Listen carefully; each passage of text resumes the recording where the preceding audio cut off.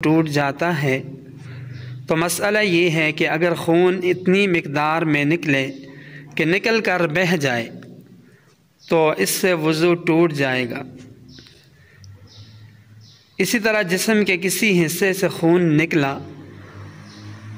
और उसे साफ़ किया गया और उस साफ़ किए गए खून की मिक़दार इतनी थी कि छोड़ देने की सूरत में वो अपनी जगह से बह जाता तो भी वज़ू टूट जाएगा।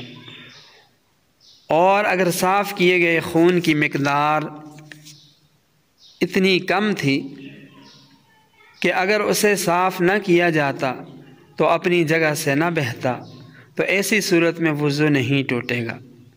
ये बात भी समझ लें कि दाने फोड़े वग़ैरह से जो मामूली खून का धब्बा ऊपर आ जाता है और वो बहता नहीं, इससे वज़ू नहीं टूटेगा। अलबत्ता अगर वो बह जाए या उसे साफ़ कर लिया जाए और वो बहने की मिक़दार के बराबर हो तो वज़ू टूट जाएगा। मज़ीद अहम मसाइल जानने के लिए हमारे चैनल को सब्सक्राइब कीजिए, वीडियो को लाइक और शेयर कीजिए।